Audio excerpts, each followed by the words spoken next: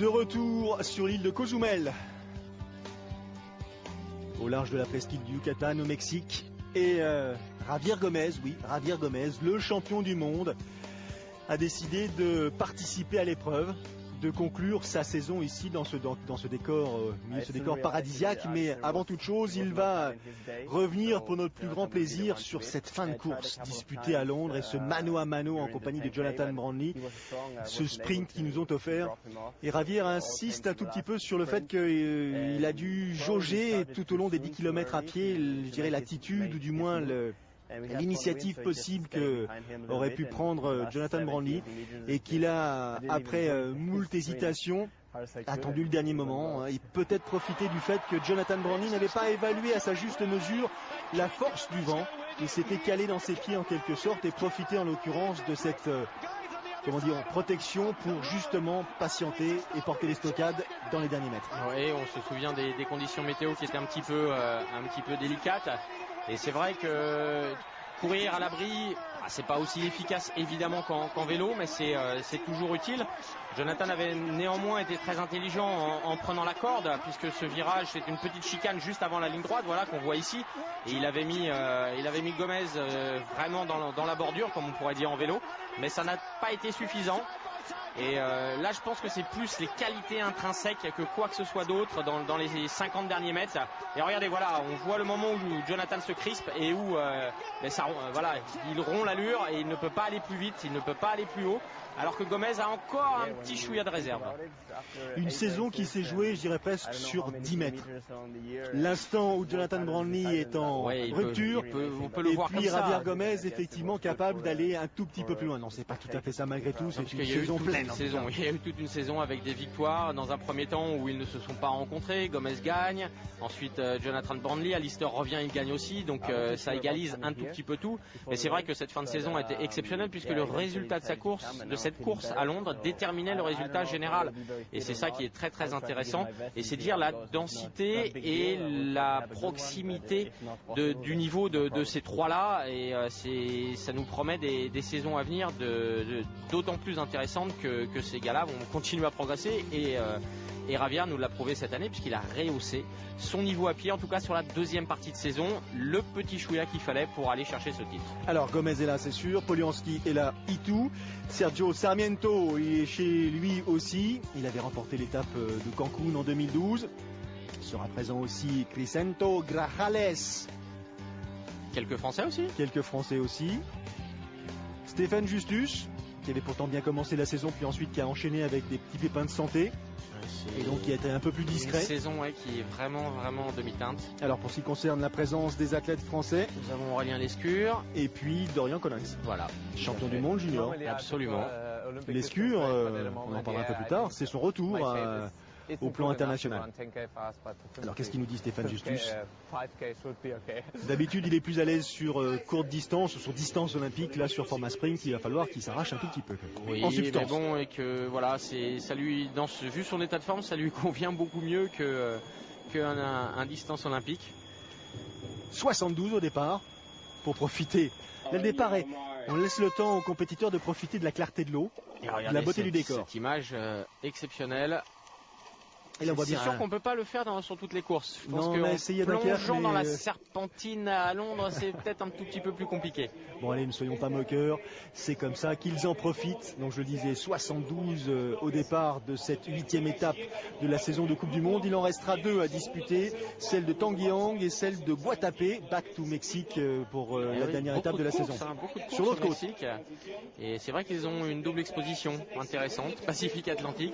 Ils ont soleil. Ou en même temps, sable fin.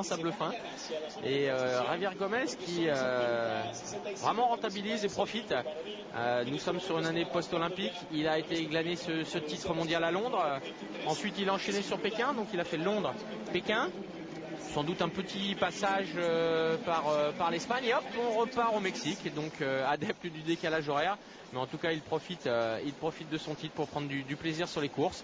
Et puis là, il est fort à parier qu'après la course, évidemment, il coupe un petit peu. Il reste pas très loin des sables et des eaux limpides et translucides du Mexique. C'est vrai que c'est ce qu'il disait tout à l'heure. C'est-à-dire que la saison a été non seulement longue, mais elle a été très longue pour ce qui concerne le nombre de kilomètres réalisé, le nombre de vols réalisés aussi. Pour leur carte et question miles, ils sont tranquilles. Hein. Et donc il est venu ici sans être totalement certain de venir. Il n'est pas tout à fait sûr de son état de forme, mais si on peut vraiment, il n'est pas sûr de son état de forme. Si on peut faire un petit point sur la saison de Gomez et voir que du début, c'est-à-dire du 1er janvier au 31 décembre, il est toujours presque capable de monter sur le podium.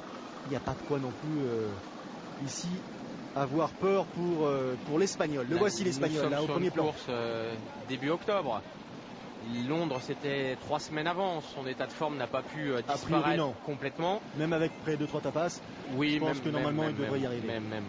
Et c'est vrai qu'on a coutume de voir sur les WTS le globe avec les trajectoires, et c'est vrai qu'ils ont énormément voyagé.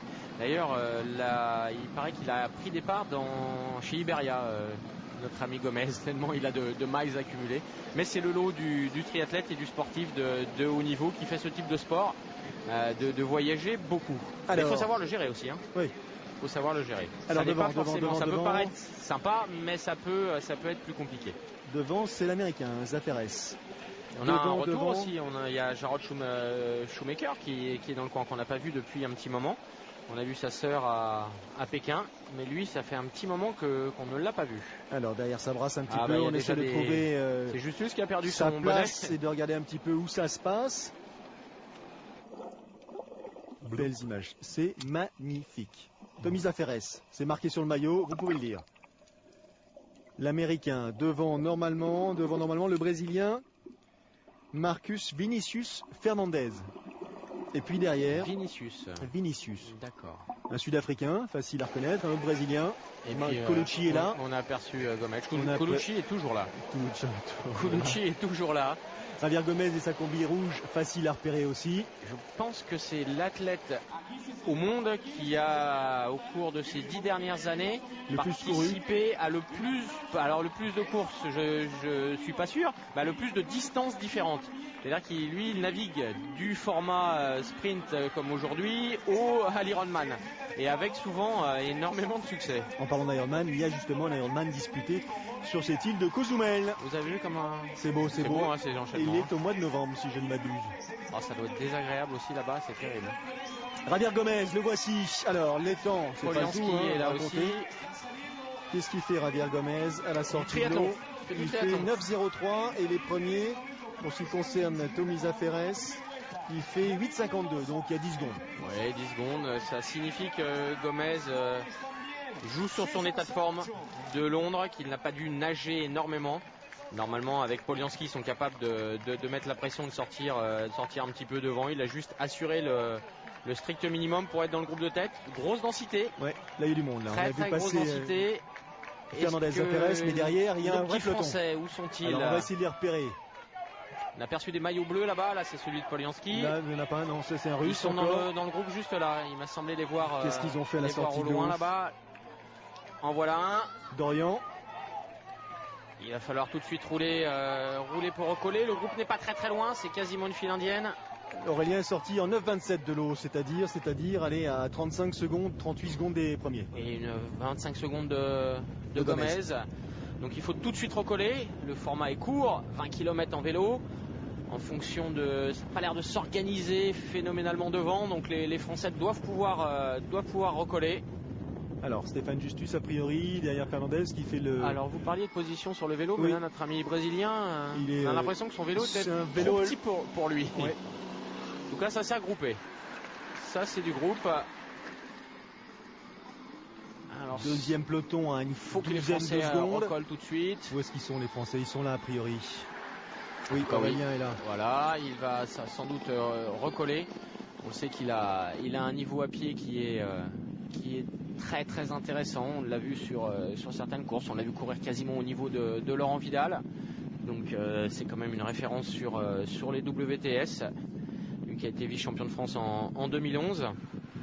Oui, parce qu'en 2012, il a, je dirais pas disparu de la circulation, grosse année consacrée à la récupération, coup de moins bien, fatigue, virus. Il avait mis l'année entre parenthèses. Il a bien fait, parce que d'abord il n'avait pas le choix, mais surtout ça lui a permis de mieux récupérer et d'attaquer sa saison 2013 sur de meilleures bases, effectivement. Il faut savoir le faire. Et Gomez, tranquille, et là le peloton est énorme. Tout le monde est là. Donc, pour le demi-tour, là, il y a embouteillage et là on a intérêt à prendre sa place. Hein. Et le groupe de chasse va rentrer. Regardez, à la faveur du ralentissement des derniers, hop, la jonction s'opère. Alors ce type de peloton avec ce type de parcours peut être favorable à des échappées, à des petites tentatives, à des petits coups en facteur. Il y a Buckingham qui est là-bas, l'anglais. Canouté, Buckingham, Polianski, j'ai vu aussi qu'il y avait Rotsagayev et puis Schumacher. Ouais, tout à fait. Quelques secondes d'avance. Alors on a du mal à évaluer l'écart qui sépare ce groupe de tête de ses poursuivants. 5 compétiteurs pour l'instant qui tentent leur chance. Ça s'organise un petit peu, mais derrière c'est en file indienne. C'est pas très loin, c'est un tout petit peu inorganisé derrière. La attention chasse au virage. est un petit peu. Ça va vite là. La chasse n'est pas super bien faite, ça c'est sûr. Tiens. Et une petite gamelle. Sur les fesses, c'est qui? Polianski. Dmitri Polianski apparemment. Et derrière ça arrive, faut pas rester au milieu mon ami. Je suis pas sûr que ce soit Dmitri Polianski parce qu'il a une combinaison beaucoup plus claire. Et c'est peut-être un Polianski mais Igor peut-être. Igor peut-être. Car Dmitri est en combinaison bleu plus clair. Ouais, c'est vrai Buckingham. On attend qui? On attend celui qui est tombé a priori. Ça ne roule pas du tout. Mais là-haut sur les cocottes. Mais avec ces relances, quand le peloton est réparti sur l'ensemble de la chaussée comme ça peut être compliqué. Non, Brokenkov, bien joué. C'est un Russe, mais ça n'était pas il revient, il cravache, les mains sur le commentateur, il est pas très loin. Mais les autres, je pense, font preuve de patience. Ça roule pas des masses. Alors derrière, Arcadia, dossard 27, dossard numéro 17, toujours Carvalho. Des petites attaques en facteur, des petits trucs qui partent comme ça, comme ci, comme ça. Est-ce que vous connaissez de l'origine de cet adage, ou du moins de cette une attaque en facteur, de cette légende de l'attaque en facteur? Eh bien, écoutez, je m'en peut-être dû à la position ou. D'accord. Est-ce que Jacques Tati serait dans le coup? Parce que pour livrer le courrier comme ça, il faut être sacrément efficace. Allez, c'est parti. On continue toujours pour l'instant avec les 5 premiers qui, à la faveur de ce troisième tour, ont pris quelques belles secondes d'avance sur le peloton derrière. Un peloton qui se met en file indienne parce qu'il a décidé de rehausser le rythme de ton aussi. Ça se organise un petit peu mieux. Il est là, il a l'abri. Il est calé. Bien calé. C'est vrai qu'avec ce parcours, il faut quand même mieux être devant. Éviter les relances, éviter les bordures et puis éviter aussi les chutes, bien sûr. Alors, Buchholz, l'Allemand, devant Arcadia, le Mexicain, devant le Sud-Africain Johnston, Carvalho, le Brésilien, et le dernier, c'est Rotsagayev, le Russe. Et derrière le gros groupe avec nos Français. Johnston, le Sud-Africain. Allez, il faut faire une belle transition, il y a beaucoup de monde. Où est Gomez? Bon, il arrive tranquillement, très prudent. Regardez, voilà, Dmitri Polianski est là. Et ça part très vite. Alors, il va quand même sortir. Et il ne fait pas une transition éclair, Gomez. Là, il y en a quand même 52 devant qui sont partis. Et il va falloir remonter du monde. Je l'ai dit, en course à pied, il devrait pas avoir trop de difficultés à retrouver la tête de course sous peu. Johnston, sa foulée ne laisse pas augurer un avenir souriant. C'est sûr. C'est parti beaucoup moins vite. Alors il va quand même falloir pour Polianski et Gomez, qui sont parmi les favoris de cette course, accélérer, parce qu'il y a tout ce groupe à remonter. Et il y a quand même quelques paquets de secondes, 10-12 secondes par rapport à la test de course. Cette transition qui a été très moyenne. Et voilà, il a tout de suite pris les commandes. Alors Gomez avec Hoffman, l'américain, Aurélien Lescure, le français là. Voilà, dans la foulée de l'espagnol ou presque, et ça revient sur le mexicain. Allez, ça c'est terminé. Sur le bas côté, une foule à prendre, le brésilien terminé. Il en reste combien devant? A priori il en reste 3. Sud-africain réglé, l'allemand terminé. Eh bien, il reste qui? Il reste un russe ou il est en tête? A priori il est en tête. Il est probablement repassé en tête et Aurélien est là. Oula, ça avale. Ça va vite là. Et regardez notre Brésilien Colucci, toujours là. Abuin, l'espagnol, le voilà, Aurélien très lucide, qui s'asperge, il est dans la foulée de Javier Gomez. Il faut pas lâcher cette foulée. S'il y en a une à pas lâcher, c'est bien celle-là. Elle devrait être efficace jusqu'au bout, celle-ci. Gros plan justement sur Javier Gomez. Aurélien semble avoir lâché un tout petit peu. Il est là. Il est là en 3e position. Colucci en 4e position. C'est un espagnol derrière Javier Gomez. Polianski qui mène le groupe de chasse et tout le Oula, monde il y a des en jambes file lourdes, il y a indienne. des jambes lourdes, il faut relancer tout de suite, c'est compliqué, regardez là à la faveur de ces 2 mètres, le Sud-Africain a pris Mais c'est une longueur au compliqué, ces Mexicain. relances, hein. Ouh, c'est compliqué pour le compatriote de Javier Gomez. Comment Alors, s'appelle-t-il? Colucci est là, Polianski, Savisberg est là aussi, on a aperçu Shoemaker aussi. Oui, il y a des bouches grandes ouvertes, Laurent. Ah bah non seulement Tutukin, il fait chaud mais ça va vite. Donc regardez, tout le monde obligé de s'asperger. La température vraiment... Ils ne savent pas, mais c'est l'eau chaude dans les bouteilles. Oh, Justus qui est à la rue, il est loin. Il a vraiment Carvalho, vécu regardez. Il souffre, tandis que lui, Javier année Gomez, difficile. il domine de la tête et des épaules dans son style caractéristique, tout en puissance. Et oui, et il a lâché tout le monde. Demi-tour, et au même endroit que Nicolas Spirig, Mais quelle idée, petite glissade. faites le demi-tour juste Ils l'ont là, fait exprès, messieurs les ils organisateurs. ont changé la moquette après le passage de l'Espagnol. Regardez, tout d'un coup, Aurélien 30 toujours mètres, là. Polianski devant Hoffman, devant Lescure. Savisberg n'est pas loin. Il faut s'accrocher Aurélien. Allez, il y a une place à faire sur le podium, une place à prendre en Coupe du Monde, c'est toujours une bonne chose. Lui, il est serein, Javier très Gomez. très serein. Lui, ni le moment de la saison, ni la température ne donne l'impression d'avoir de prise sur lui. Ah, est-ce que ça a Alors, voulu derrière? Polianski. Non. Hoffman, après Lescure en Lescure est là, toujours. 3e position dans ce groupe. Bien calé derrière la foule américaine, à l'abri en quelque sorte. Sarmiento. Oh, ça coince là, Abuin, ça coince aussi. Savisberg avec sa grande foulée caractéristique. Le Colucci. grand Brésilien est là. Pérez Nichols. C'est pas son prénom, hein. C'est Pérez et Nichols. Nous sommes bien d'accord. Et oui, c'est là que ça va se passer parce que la première place, a priori, elle est acquise. Il reste 2 places vacantes sur le podium. Ils sont 4 a priori.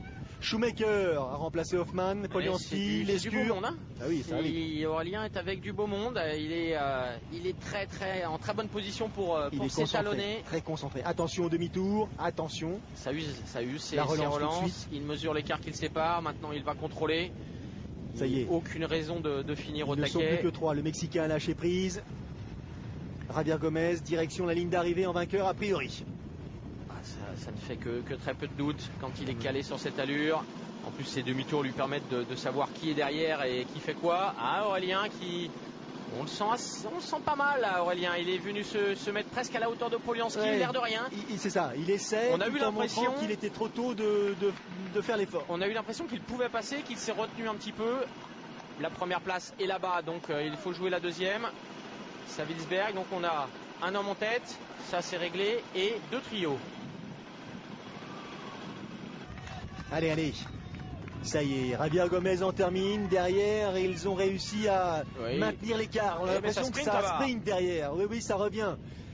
Ça revient. Faut pas trop qu'il se relâche quand même, Javier. Un petit peu comme- Et c'est Aurélien qui sprint. Je dirais de la même façon que Sarah Groff l'a fait dans la course féminine. Lors de la course féminine, c'est le Français là qui prend l'initiative. Avant le demi-tour, il reste la ligne droite pour aller jusqu'à la ligne d'arrivée. Est-ce qu'il y aura suffisamment de jus dans la machine pour aller jusqu'à cette ligne justement? Il a lâché Polianski. Schumacher est en train de s'accrocher, mais regardez, la foulée n'est pas la même.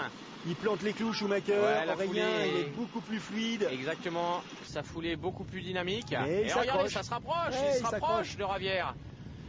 Et là, son objectif n'est plus simplement la deuxième place, mais il peut avoir la première place. Regardez comme il revient vite. Et Javier qui ne se retourne pas. Et il revient C'est intéressant étonnamment sur la foulée de l'Espagnol. Regardez, il y a plus que 5 mètres entre voilà, cette Javier caméra est Gomez intéressante. et Aurélien Lescure. Et il a le point de mire là-bas. Il est en train de revenir. Est-ce qu'il le Et sait, si, l'Espagnol? Et si, mais il s'est pas retourné. Il ne sait pas, l'Espagnol. Ah, s'il peut ne pas se retourner, c'est Il est une bonne cuit. chose.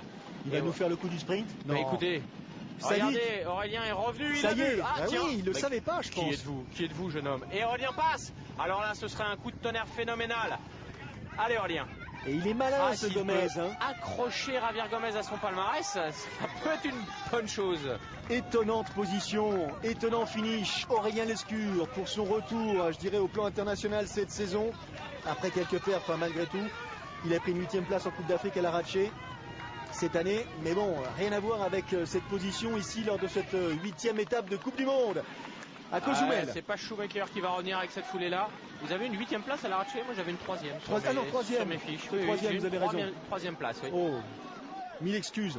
Et Polianski ne reviendra pas non plus. Donc, messieurs le réalisateur, s'il vous plaît, c'est là-bas que ça se passe. C'est la tête de course. le sprint, car il va y avoir un sprint, à moins qu'Aurélien. Il est toujours devant, Aurélien. Il est toujours devant. Gomez lâche prise. Oh, il est à 2 mètres. Il est tout rouge, notre ami. Oh, il est capable de refaire l'effort, l'Espagnol, pour porter les stockades. C'est terrible, c'est terrible. Allez, il Aurélien. est encore dans la capacité de trouver la force nécessaire pour venir griller Aurélien sur le fil ou presque. Ah, quelle course. Et oui, mais il est costaud dans ces dernières dizaines de mètres là. Il est vraiment très très fort. Il a cru, il a géré, mais Aurélien est là, il est au contact. Et d'ailleurs, il fait quasiment évidemment le même temps que lui à pied. Et la sprint pour la 3e position. Troisième position pour... Voilà, j'en sais rien, strictement rien, je vais me remporter a priori, oui, Polianski, Savisberg. Oh, Javier Gomez. Alors lui, il n'est pas passé loin de la sanction. Il croyait sans doute avoir un dernier kilomètre confortable et il a vu Aurélien revenir de derrière, qui a très bien géré cette course.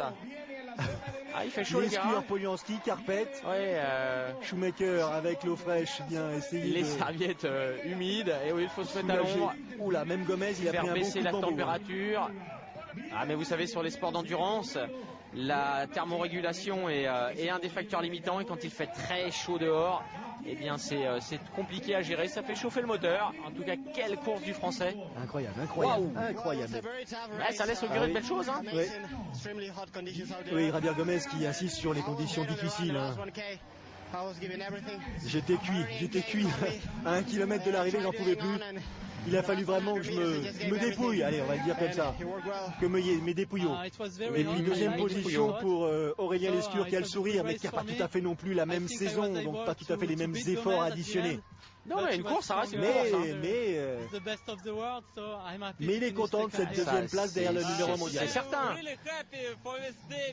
C'est toujours un plaisir, les interviews de Polianski, des Russes. J'adore. Il est toujours content en fait.